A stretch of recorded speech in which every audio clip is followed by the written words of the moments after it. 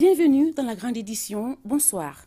Le président de la transition, le colonel Assimi Goïta, a reçu ce matin la version finale du projet de constitution des mains du coordinateur de la commission de finalisation du document. Selon le professeur Fousséni Samaké, le nombre d'articles passe de 195 à 191. À la réception du document final, le colonel Assimi Goïta dira qu'il représente l'espoir de la nation entière quant à l'instauration d'une véritable démocratie. Le compte-rendu de Mamari Koné. Après 15 jours de débat et d'échange, la commission de finalisation du projet de constitution remet le document final au président de la transition. Les 70 membres représentant les institutions de la République, les partis politiques, les confessions religieuses, les organisations de la société civile, les forces armées et de sécurité ainsi que de la diaspora ont passé au peigne fin les 195 articles de l'avant-projet de constitution. Cet examen a abouti à l'adoption d'un certain nombre d'amendements qui sont autant d'enrichissements apportés au texte initial au regard des réactions suscitées, des avis éclairés et des propositions pertinentes qui ont été enregistrées à la suite de la publication de l'avant-projet. Les amendements ont consisté, selon le cas, en des suppressions, des reformulations, des ajouts ou des fusions de certaines dispositions de l'avant-projet. Sur la forme, avec les modifications apportées, le nombre d'articles a légèrement diminué. Il est désormais de 191 contre 195 dans l'avant-projet.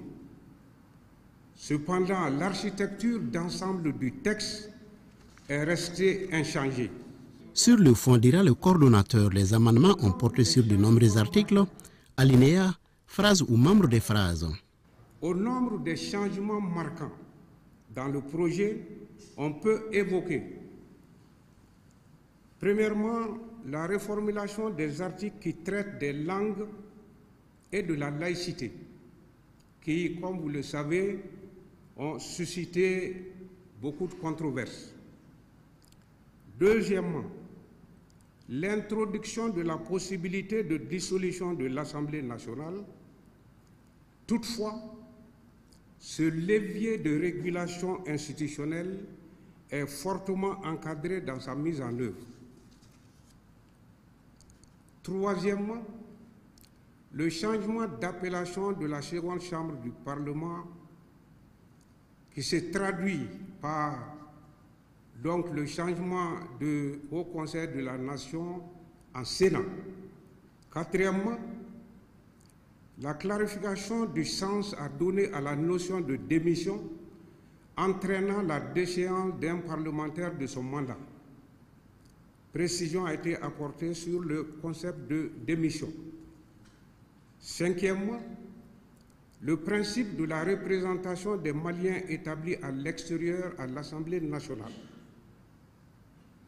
Sixièmement, le relèvement des majorités requises dans la mise en œuvre de la procédure de destitution de certaines autorités. Pour le président de la transition, cette cérémonie est l'aboutissement d'un processus qui s'inscrit dans la démarche du renouveau démocratique inclusif exigé et attendu par le peuple malien tout entier. Si l'avant-projet de constitution a été accueilli avec beaucoup d'espoir par la majorité des Maliens, il a dans le même temps suscité des interrogations et même des appréhensions chez certains de nos concitoyens. Ceci est de l'ordre normal des choses, car on ne peut jamais avoir l'unanimité quand il s'agit de décider et de faire des choix concernant les questions importantes engageant la vie de la nation. Cependant, soucieux de recueillir le plus possible de consensus autour de ces documents majeurs, j'ai décidé de créer une commission chargée de finaliser l'avant-projet de constitution.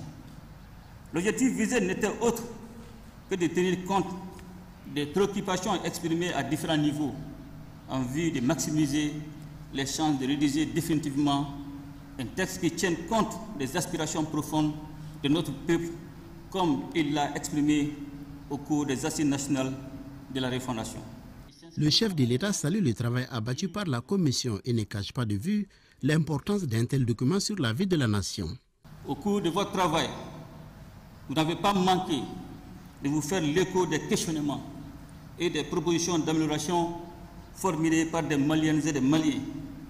Vous avez travaillé pour ce qui m'a été rapporté dans un cadre convivial avec un esprit d'écoute mutuelle, toujours guidé par le souci de prendre en compte, dans la mesure du possible, les préoccupations légitimes du peuple.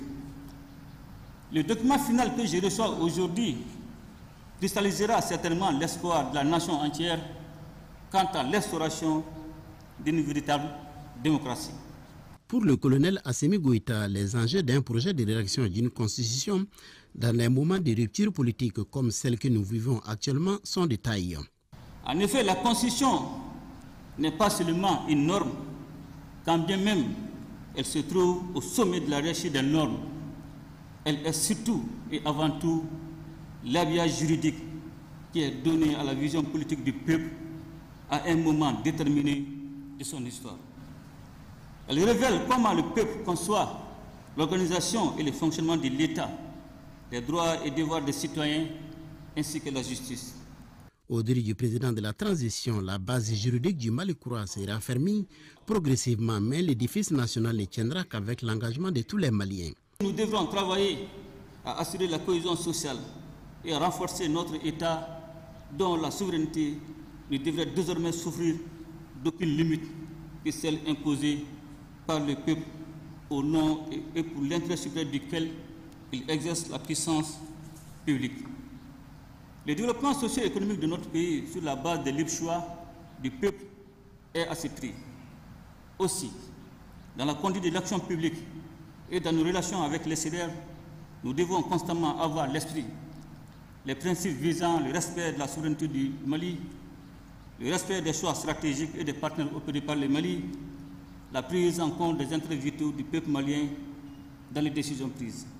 Fin du travail de conception, il reste à présent le quitus présidentiel et le référendum.